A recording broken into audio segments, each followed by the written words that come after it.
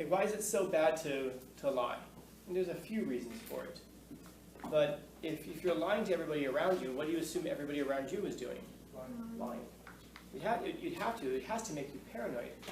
If you're doing good stuff versus if you're doing bad stuff. Was it in this class I talked yesterday about the locus of control? No. If anyone's taking psychology anytime soon, you'll discover this. And this is, genuinely, I think that this is one of the most important things that a person can possibly understand in order to make your life better or to make your life worse. There's this principle called the internal, which of course means something that's going to be inside of you, versus what we call the external, the things that are outside of you. And the proper phrase for it is the locus, L-O-C-U-S, of control. So the location of control. And there are these two ways of understanding the world around you. The internal locus of control versus the external locus of control. People who have this versus this. People who have this, in other words, they believe that the control of their life is inside of themselves. These are people who are, well, they're more successful in every way that we measure it. They earn more money than people who are identified as having an external locus of control. They self-report being happier. They have much better health outcomes than people with external locus of control. By the way, they live 7.5 years longer than people who have an external locus of control. So people who believe that they have control over their own lives live longer than people who believe they have no control over their own lives. Now, if it was just that, you could say, well, maybe because these people are right. But that doesn't explain it when you have everything else together. Better health outcomes, they earn more money, they report being happier, all of these kinds of things.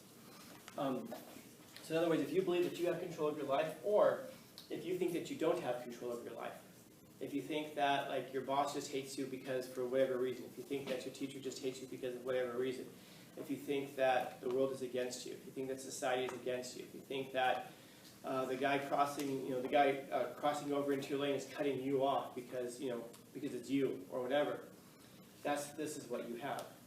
And there are a couple of ways of also recognizing this. So for example, when I read what you guys write, there's two ways I guess two significant ways of writing. You have what's called active voice and passive voice. Active voice is associated with an internal locus of control. And a passive voice is associated with an external locus of control. A passive voice. Do you guys ever watch those shows like Lock Up where they talk to prisoners and interview them? Yeah, and so you'll see a lot of this with people who are in prison.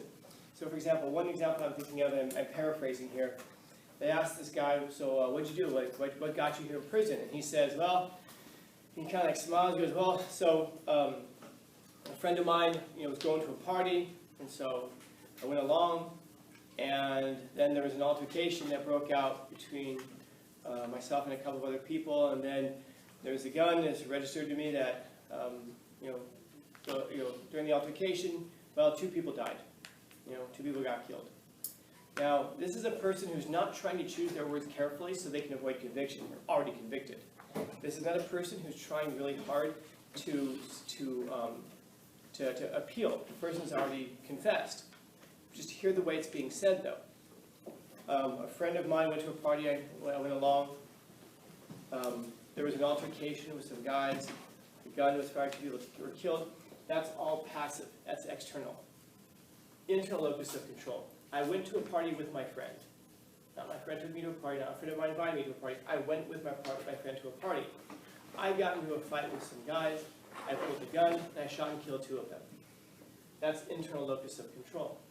Now that's an extreme case, but that's how you see it play out.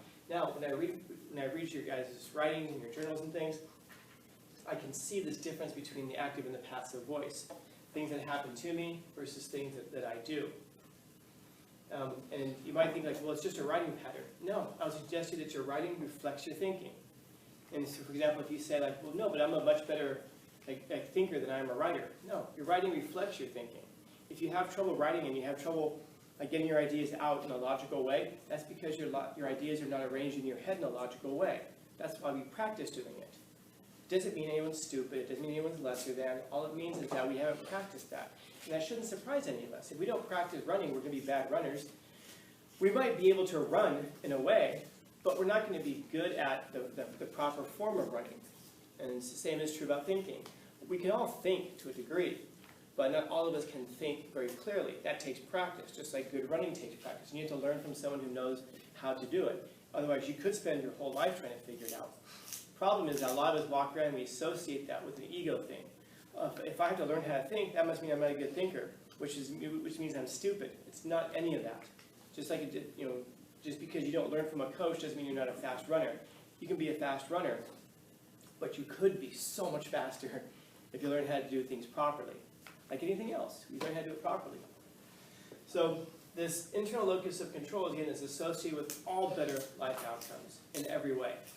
Now, I would suggest to you that which of these two things you have, yeah, there's a part there about personality, sure, but there's something deeper that is also associated with how we're raised. If we're raised in an environment of people who have this passive external locus of control, we inherit that from them. Just socially, we learn how to talk like that, we learn how to be that way, we pick up on things intuitively. Even if your dad doesn't come home every day, or you're like my dad, he never comes home at all after that one time. But if you have like a dad who doesn't come home every day and complain to you about their boss, my boss is this, you still pick up on it though. You'll still hear things. Even if your dad's not using you as a therapist, you can still pick up on it in little subtle ways. And especially after 10, 15, 20 years of kind of engaging in that kind of discussion or hearing it, being around it even, just osmosis, this is how we start to think. If you're around this, it's the other way. Now, does that mean, therefore, that if you have this external locus of control, you're doomed to do that? No. No. You can notice it. Notice it in your thinking, notice it in your writing, and then once you notice it, you can start to write differently. You can start to speak differently. You can catch yourself, delete, delete, delete, delete, and write it in an active way. I did this, I did that, versus this happened, that happened, or whatever. And then you're going to find that the more that you do that, your thinking is going to shift. Your thinking is going to change. And you're going to adopt more of this, because your thinking is going to reflect the things that you're saying.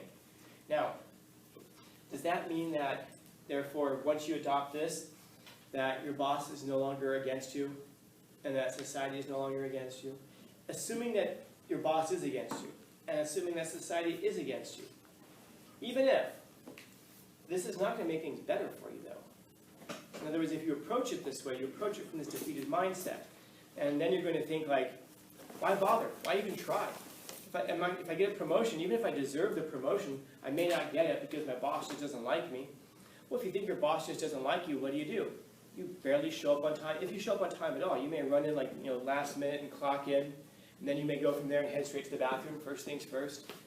And then you're going to wonder like, how come I don't get promoted? It's my boss doesn't like me. Well, maybe it's because you run in at that last minute. I'm not paid until then. What do they care? Yeah, but then you go to the bathroom. Well, sometimes people have to go to the bathroom. But you see how it is. I'm not paid for it. I just have to go to the bathroom. Versus, I went to the bathroom before I came in. I got there early to do better. And then you might think like, well, I shouldn't have to get there early. Maybe. But is getting there exactly on time going to get you the thing that you want? Or is getting there early going to get you the thing that you want? So ultimately, if it really is after getting the thing that you want, don't you want to adopt a strategy that's going to get you there? So taking on which of these things you take on will have a lot to do with your life outcomes. And then, so what I'm saying is that even if you're a pessimist by nature, it might be worthwhile to think about living like an optimist. Oh, but won't that just be not being real? No. You can still be a pessimist and just say, I'm a pessimist, I don't think they're going to work out. But I'm going to live like I think they're going to work out. It's like I heard somebody recently telling me that they don't believe in God, but that they live like they do, because they believe it's a good moral code. I don't believe God exists, but I'm going to live like I do, because I think I shouldn't lie, shouldn't steal, should do all these things. And so he pretends like it. That's like, if it works, it works. It's pragmatic. So, having said that, when Thucydides here, he's saying the prize for courage will surely be awarded to those who know the difference between hardship and pleasure, and yet never tempted to shrink from danger. That last part's really hard, by the way. Never tempted to shrink from danger. I don't know how you can avoid temptation, but In any event, which of these things does a person choose? Hardship or pleasure? He says that whichever those, that if you can figure out the difference between those, you can get the award for it. So what are some examples? I mean, obviously we know. What are some examples of hardships? Loss. What's that? Loss. What kind of loss? Like relatives or just the loss of an achievement. So if you lose a relative, Yeah. that's irresponsible. Okay.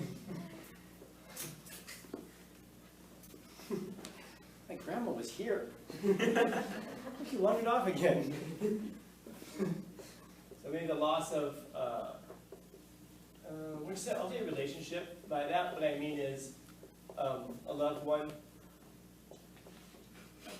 It isn't so much that if you're missing the person, maybe, but you're missing what the person represents, which is the grandmother and grandson and granddaughter tie. Okay, so this would be a hardship. What else would be a hardship? Being poor. Being poor.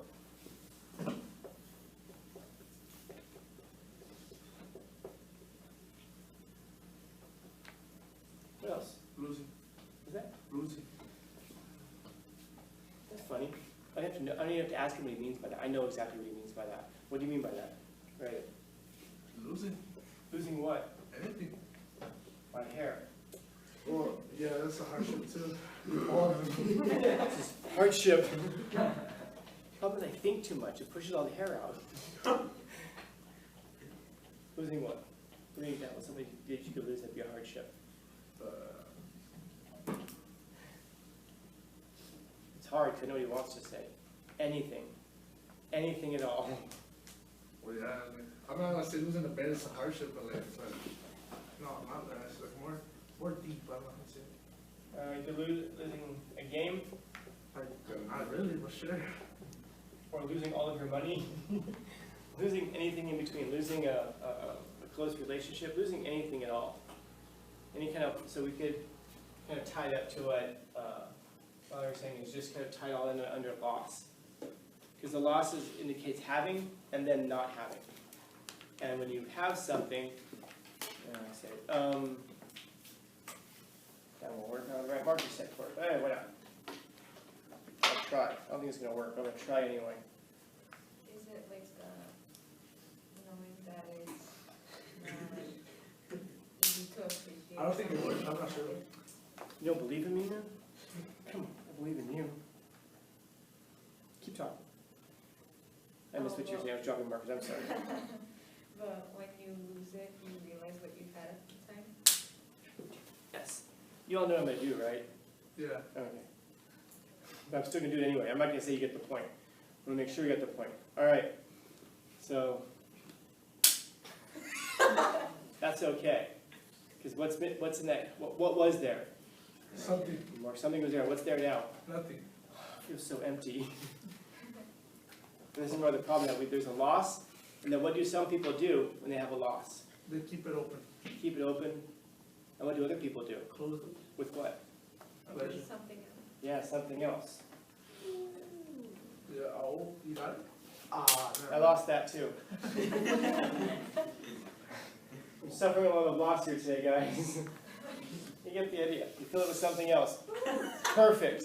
Good enough. This works. Good enough. The class motto, good enough. But that is what our lives will look like, right? I'll fill it with something else. Drugs and alcohol. Good enough. Sorry, Grandma. But if you take enough of them, maybe you'll see Grandmother. Oh, shoot. Yeah. Didn't a girl Happy overdose? Tuesday. What's that? A girl overdose surgery, no? What's that? A girl overdose surgery? This one again in the video. What happened? I don't know. There was an ambulance. I think either two things that her overdose or that she cut her neck. So they sent us a message and told us not to let you guys out of class until the bell rings. So I saw that like halfway through nutrition. I was like, all right, guys, have a great day. Bye. And everyone was, oh, yeah, bye. And everyone left. And then during nutrition, someone came in and I was like, dude, someone passed out. And they said that the person passed out. And then I go, that's it? Like, I want a story. I'm like, it wasn't like an overdose or something? And they were like, no. I go, man, it wasn't like a murder or something? Like, no, it just said someone just passed out. And then someone came in and said, did you hear what happened? I go, everyone shut up. So I don't want what they're about to say to be tampered by the other rumors. I want to hear fresh rumors, you know? I go, what happened? Someone passed out and then they were convulsing. They're having seizures. Yes, all right, so now they passed out and they're having seizures. All right, now we're getting somewhere. In other words, if it's, you know, if it's just that, if it's just someone passed out, that's boring. But man, if someone had a drug overdose and they cut their own throat while having a seizure, now we got something. Yeah, but what's terrible is that I made a joke about it, and what if it actually turns out it was an overdose? I'm like, oh man. And then that person's best friend is in the room right now just staring daggers at me. I don't notice because I don't look at people going over everyone's head. I don't even notice it happening right now. That would be awful. It would be missed. I don't know what happened. I just heard that someone was passed out in the grass somewhere, and that there were medics, and they said, and then security was over there. Security's everywhere for everything, you know? Someone stepped on a spider. Remember what kind of spider it was. You will be missed. So overdosing, hardship. What other kind of hardships can there? Maybe the school board is right. Maybe I am a bad influence. Yeah, and then he throws it up on YouTube even. Other hardships? The problem with hardships is there's too many for us to list. You get overwhelmed by thinking about them. How about, and I guess the same thing can be true about pleasures. What are some pleasures? Winning. Winning. That's going to be an interesting one. Let's say something about that. What else? New things. Oh. New experiences. Satisfaction. Derived from what? Huh? Derived from what? What does that mean? Satisfaction, what would you get satisfaction from? Pleasure. Okay, so we like circles. I think so. Obviously, there's so many things here, it's difficult to list them all. I mean, winning is actually going to be connected to this idea of losing. So winning is going to be overcoming something. I wonder if any of you guys are this. I'm this person right here. It's like new experiences. What haven't I done before? I don't know, I'll try it. You know, there's some great stories attached to this stuff. There's also some great failures attached to this stuff. But when it works out, at the very least, you can walk away. You know, I wonder if any of you have done that before. You've like walked away from something because you broke, and you fell down. You know, you broke your shit, but you're like, oh, I'm never doing that again. But you learn not to do it because of that. And how many times you've been, instead of limping away, you're running away from it. You're looking back as, but you got to get away from something that you did back there. And you're laughing your ass off as you're running. Yeah. Yeah. I remember this time I was in high school. It was like 14-year-old me. And we went to a dance that we weren't supposed to go to. It was to a different school. My friend and I went there. It was a really nice private school. So obviously we were not allowed there. And so security was chasing us. And my friend and I, it's at night. And we're running through this like little like wooded area. And we have no idea what's out there. And as my friend's ahead of me, not because he was faster, but because I let him go. I understand. As he runs over, I just hear him yell, "Atse!" I'm like, "Atse? What the hell?" As I say that, all of a sudden I'm in the air. Where they were chasing us, there was like a little cliff area that falls off. And it wasn't far. It was like 10 feet maybe, like one story, but it feels, probably a little bit higher than that, but it feels, when you don't expect it, it feels like you're falling a mile. And Atse was a line from a movie called Young Guns 2. If you guys have ever seen it. They're being chased, and there's this Indian guy, and he's riding a horse, and he's yelling, "Atse! Atse!" And his horse goes over the cliff. And then they're all like, oh, they'll follow suit, and they survive it. So they're asking him, what was that word, Atse? And he says it's a Navajo word. It means stop. So he's yelling at his horse, "Stop, stop, stop." And the horse just kept going over the edge. So my friend was yelling that because he fell off the cliff, the edge. And same thing, we're both like kind of like limping away. It must have been a little bit higher up because they ended up getting to the edge. The security, they're looking at us, and they're doing like the cartoon thing of shaking the fist as we're like hobbling away, like we got away. But it was high enough they didn't want to jump down and chase us. And it dropped us onto Western Avenue. So if you're ever in Los Angeles, you go to Western Avenue where it curves and starts, and you look up and you see that, that's what you'll know that Scanlon fell from there when he was 14 years old. Well, if I go back and look at it now, it's like this high. No, Scott, you described a drop off a cliff. But there's an experience there. And there's a story to tell there. A lot of new experiences have these stories to tell. And that's part of what makes them valuable, because they enrich your life. If you have a life of no stories, then you haven't done a whole lot. I'd also suggest to you, by the way, that if you have a life with very few stories, it's just because you don't tell your stories. I imagine everybody in here has some crazy things, or some weird things, or odd things, or whatever that have happened to you. And yet we don't tell the stories, and that, an experience isn't really finished until it's written down or it's told. So maybe it's a good thing to at least tell the story to yourself, so that you have these kinds of things in your head. And by the way, having lots of stories is also useful for analogies. When you're trying to learn something, you can think, okay, so gravity. How do I explain gravity? Oh, it's like when you're running and all of a sudden you fall off a cliff. In other words, you've been there before. You've done something you can draw from experiences to make things make more sense in the world. So, hardship and pleasure. We know what they are. They best know the difference between hardship and pleasure. No problem. And yet, this last thing here is actually strange. This is what caught my attention from Thucydides. And yet, I'm never tempted to shrink from danger. Never tempted to shrink from danger. I wonder if anybody in here is never tempted to shrink from danger. I wonder how many of us in here actually go rushing into danger. And how many of us go fleeing away from danger. I think about this because I think about this kind of like fear. Like if you tell somebody, you make fun of someone for being afraid. And it's like, it doesn't matter if you're afraid or not. I mean, fear is not something that you can control. You can confront fear. And by confronting fear many times, you can sear, we might say, your amygdala, the part of your brain that feels fear, that processes fear. And then you won't feel it quite the same. But the question is not whether or not you feel the fear. The question is what do you do with it. In other words, if you're afraid, do you sit there and go, oh man, I am terrified, and yet you go forward, or do you go, oh man, I'm terrified, and you turn away from it? I saw this great interview one time. I use the word great facetiously. It was some anniversary, like the 60th anniversary or something like that, of the landing at D-Day. Landing at Omaha Beach, sorry, D-Day, when the Allies invaded France. And when you look at what happened that day, some of you know like the kind of casualties. Essentially it was all the Americans and British got these little boats, little metal boats, said we're going to attack the British. But, I'm sorry, we're going to attack the British, sorry. We did that earlier, 1776, right? Yep. All right, so we're going to attack the Germans. And so they get off the boats, the little door goes blink, and then you're supposed to run off the door, and then you're supposed to run onto a beach that's filled with booby traps and obstacles, and you're being shot at by machine guns from the top of some cliffs, because you're going to have to climb those cliffs while you're getting shot at. You can imagine, tremendous casualties. So I saw this 60th anniversary thing, and when you get to the top of Normandy there's a cemetery for American British soldiers. It's an odd thing. It's this beautiful green pasture-looking place in the middle of a beach, and you have to think back to what happened there 60 years ago, 7 years ago, 8 years ago now. So there are these old guys, and they're wandering around, and this news person runs up to one of them and asks one of the dumbest questions you can ask someone like that. I tell you this is a person who doesn't know any of that stuff, and asks him, how does it feel to be a hero? You know? It's like when someone wins the World Series or wins the Super Bowl. How does it feel to be a champion? What do you think the person's going to say? It feels terrible. I don't deserve this. They walk away feeling all sad. Of course not. They're going to say, cliche things. It feels great on top of the world, whatever. So they ask this old guy, how does it feel to be a hero? And the guy looks disgusted, and he says, I'm not a hero.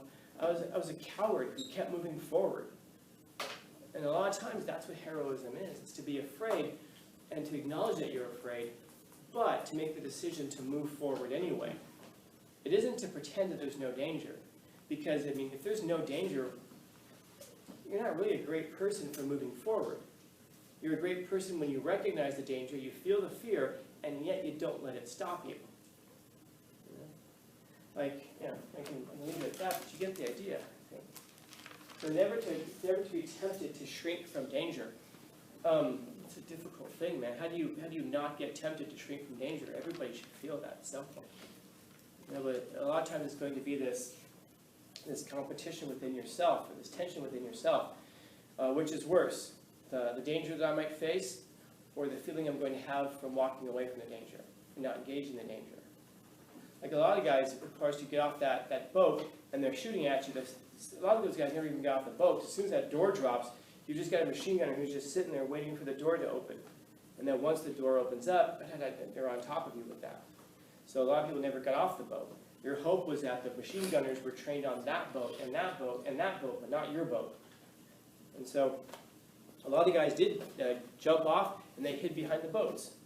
And by the way, what happens if you hide behind those boats? What's going to happen to you? You're going to die. Maybe not right now. Maybe that guy who's running up the beach is going to die before you, but you're going to die. Do you think the Germans are going to sit there and go, nah, he's cool, man. He didn't want to be here.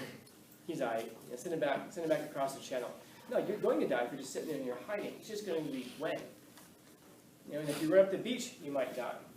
It might just be a matter of when, which, by the way, ultimately, it is just a matter of when.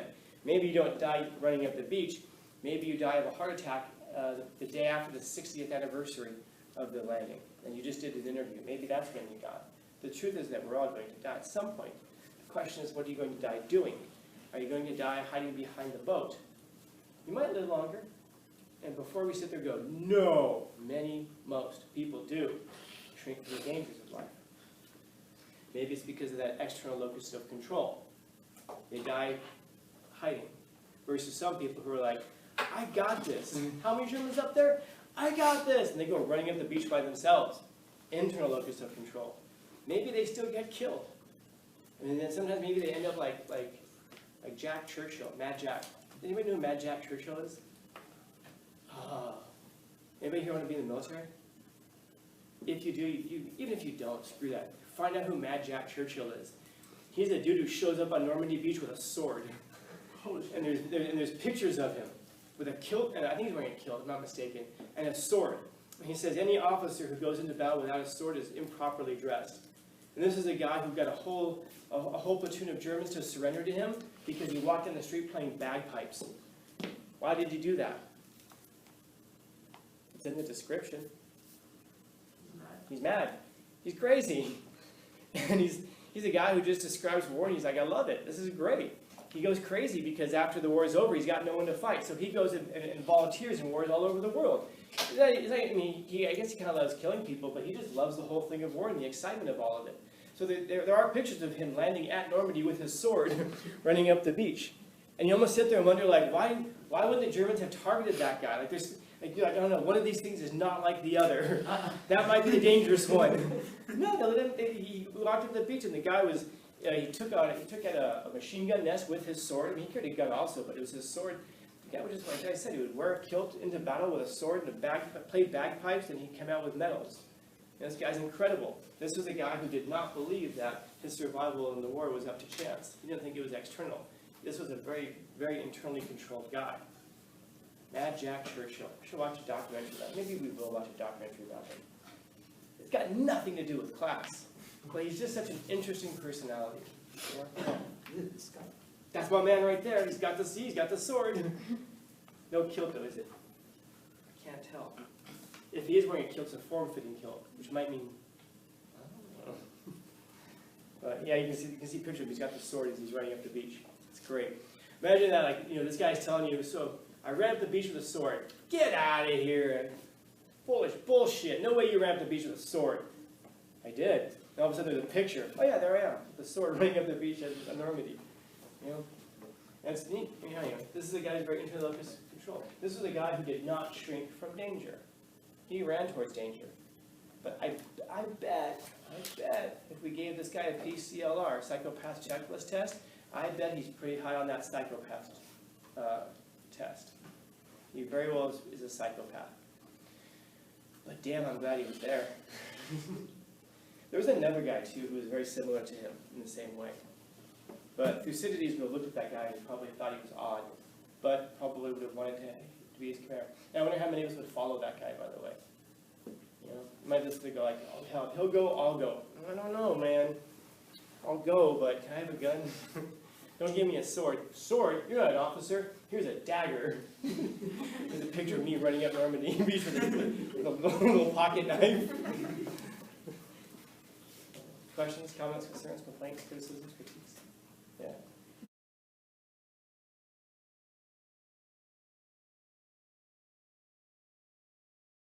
Who is that guy? Thucydides? He's an Athenian general, and he's a historian. He wrote a book called The History of the Peloponnesian War. And very long story short, he's fighting in the Peloponnesian War. That was the Athenians. Remember, then the Spartans. You guys saw 300? Yeah, he was there. That was him. Did anybody play Assassin's Creed? Which one was it? When they were in Greece. Anybody play that one? Yeah, it's an old game. It really bothered me that he wasn't in the game, because he was around at the time. He was alive at the time. Anyway, so he's commanding some forces, and another general, whose name is escaping me right now, he sends for help and says, hey, the Spartans are going to attack Amphipolis, which is a city over there. We need backup. The Spartan commander, Brasses, he knows that they surrounded the city, and he knows that help has been sent for Thucydides to come. So Thucydides gets the message, and he's like, they need our support, let's go. He packs up all his troops, and they head straight for Amphipolis. But the Spartan commander knows that he's on the way. But the people in the city don't know he's on the way. They don't know that the messenger got out. So Brasses goes to them and says, hey, listen, we've got you surrounded. We're going to kill all of you. We're going to destroy all your whole city. But if you surrender, we'll let you live, and you can keep your stuff. And so the people of Amphipolis are like, that's a deal. We'll take it. And the Athenian general, guys whose name I can't remember, says, no. We sent for Thucydides. He's on the way. And they're like, we don't know if he got the message. So Brassus shows up. He negotiates the surrender, and Sparta enters the city all within 1 day. Brassus is about a day's ride away. So he gets the message, and he actually gets there so quick, he's there the next day. He shows up literally within like several hours of this surrender taking place. He shows up with his military, but now they can't siege the city because they don't have enough soldiers to do that. So the city's lost without a signal, without a fight. So because he didn't get there in lightning speed, Athens blamed him for the defeat in the war, and then blamed him for the defeat for the whole war. He goes, man, he reminds me of a student. If I had just gotten this, if you had just won this one battle, the whole war would have been won. Like when a student will tell me, man, Scallon didn't grade this one assignment. If he graded that one assignment, I would have passed. He had 11%, and the assignment was like 10 points. Yeah, but that would have turned things around, man. That would have been a change of everything if you had just graded it faster. Reminds me of a student. So Thucydides is blamed for the defeat for the whole Peloponnesian War, which went on for a long time, by the way. So because of that, he gets exiled. I just wrote some stuff about Thucydides, by the way, because the failure that he goes through is, even though it's not his fault, really, we all know it's not his fault. He can't really be blamed for it, but if we don't blame Thucydides, who do we have to blame?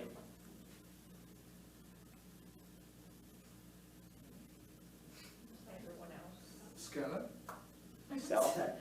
Yeah, there's going to be a guy born in San Diego. He's going. If I don't blame somebody, I'm excited talking about Thucydides. If Athens can't blame Thucydides, they have to turn the finger and blame themselves. Maybe we were defeated because we were weak, because we were a degenerate culture. Maybe, which by the way was the real reason that Athens lost. Maybe because we started to separate our warriors and our scholars. And as Thucydides said, a society that separates its warriors and its scholars will have its fighting done by fools and its thinking done by cowards. We should combine these two things. You should be both a warrior and a scholar. And so maybe because we separate those two things out, no, it's because Thucydides didn't get there faster. That's why he lost. So he goes into exile. They kick him out of Athens. He goes into exile because if he's there every day, he's going to constantly remind them about why they lost. And they want to get that reminder of their defeat as far away from them as possible. Maybe that's why my dad left. Anyway, so he goes into exile, and he writes a book called The History of the Peloponnesian War, where he says, hey, here's what happened. And he writes it without a patron, so there's no one paying him to do it. He doesn't get any money for it. As best as we can tell, it's the closest that we have to an objective, book about the history. Typically, the books will, they're paid for by somebody, so that person will kiss the butt of the patron who paid them to do it. Thucydides obviously has his biases, he obviously has his prejudices, but it's pretty close to it. Here's what happened, man. And if any of you are ever interested in history, and especially military history, but just history generally, read his book, History of the Peloponnesian War. It'll take you a while because it's like almost every sentence is one I could sit there and go, oh, let me put that in a PowerPoint. Oh, let me put that in a PowerPoint. He has so many lines in there that are so pointed that you sit there and go, oh, he's got so much wisdom. And that's who he is. He's a guy who goes into exile, because Athens blamed him for something that wasn't his fault at all. So that's the very long answer to your short question. Anybody else have a short question?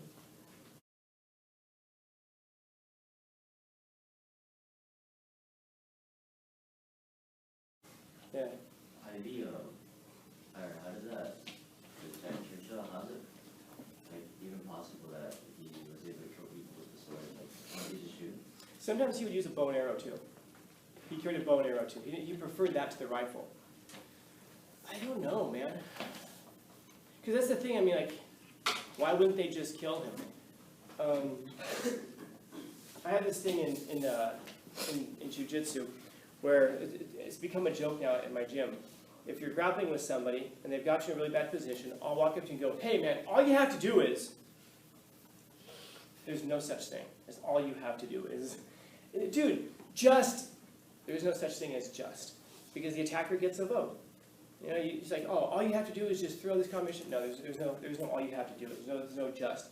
When he's sitting up there, he's got the bow and arrow, and you're a soldier and you've got a gun, and you turn and all of a sudden you see this crazy bastard with a bow and arrow, there's a pause that happens there. Like, when the hell am I? Not where the hell am I, but when the hell am I?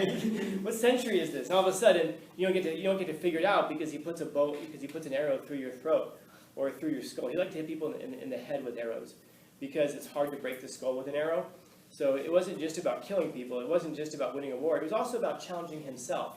And we can all learn from that, can't we? Because he was just really good at it. Like, he wouldn't just stand up in the middle of the field, looking for people to kill his bow and arrow. Although I wouldn't be surprised if there was a story about him doing that. But it's just like the bagpipes. How did he get a whole group of Nazis to surrender to him because he's walking the street with bagpipes? He's just walking out, and they're just like, oh shit. Why'd they surrender to him? Yeah, because what kind of a crazy bastard walks down the street with bagpipes? He can't be there by himself. He has to have a whole legion with him, because no one's that stupid. Someone is. Never say no one's that stupid. If you ever think someone couldn't possibly be that stupid, come and ask me if I've ever done it. There's a good chance I have. Now, I never walked down the street with bagpipes and made Germans surrender. Yet. But there's still time. I have walked through the halls of Sweetwater, though, with a bell clanging saying, bring out your dead, bring out your dead.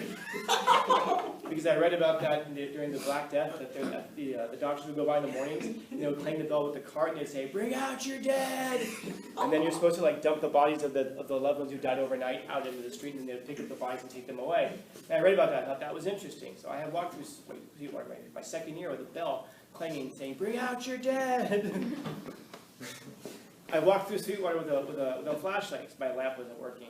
And looking, what are you looking for? I said, I'm looking for an honest man. Because I read the Diogenes did that. I thought that was funny.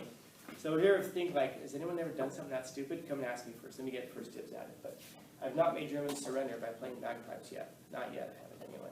And I think that's what a lot of it was like, he's so damn sure of himself that he doesn't miss with the arrow. And then other people just don't know what the hell's going on. And so they get hit with the arrow. And there's just a bunch of story after story after story about this guy. Even after World War II, he gets all sad. Like I said, he goes and volunteers in other wars just to find something. No. He died an old man. Yeah. Very sad he didn't die fighting. I mean, he was sad, not me. He was very sad that he didn't die doing something like that. But I don't think it ever occurred to him that he could die. That's probably what it was. You remember a couple of years ago, I was eating nothing except for peanut M&Ms and Diet Coke. I was going to the gym and I was working out and just eating peanut M&Ms and Diet Coke. People would go, how can you possibly do that? And I would explain to you how it's possible because it isn't so much about the types of calories you get, blah, blah, blah, blah. Why was I able to do that? I thought I could. It never occurred to me I couldn't. I genuinely believed for a while. No, but think about it, all right? Hear me out. And I was 15 pounds lighter than I am right now at that time too. And so you might be like, maybe there's something to it. There's a lot there in your mind that you can do. And I think you can affect the universe with your mind. I genuinely mean that. Long story, but I'll explain when you're seniors. I think that's a lot of what it is. He's just, you know. Now, having said that, do you guys know who what was his name? Crazy Wally Williams was? Crazy Wally Williams? Oh, he was the American counterpart to Mad Jack. But he got killed in his first battle, so you never heard of him before. My point is that for everybody, there is no Crazy Wally Williams. But my point is that for every Mad Jack, there's probably like 50 guys who did the same thing and got killed. And then we're just like, crazy bastard. Told him not to go with the sword. But maybe Mad Jack is the one that we know about because he's just that one out of 100 who survived or whatever. Maybe. It's like when you listen to like your favorite artist. Like everybody listens to, I had a good friend who loved Metallica. And so he wanted to model his career just like Metallica, right up to being homeless. How many bands have been homeless? A lot. And so then when Metallica makes it, we're like, man, they did it right. No compromises. They were homeless even if they had to be. Yeah, a lot of bands that didn't make it. Well, we remember Metallica because they did. Maybe it's like that. Others? Do you think it's possible for someone to go into the world of society? Yes. Oh, no. Absolutely. Absolutely. We'd like to be that guy. I mean, if you gotta go, what would the name be? It would be Mad Steven Scanlon, Crazy Steven Scanlon? I don't know.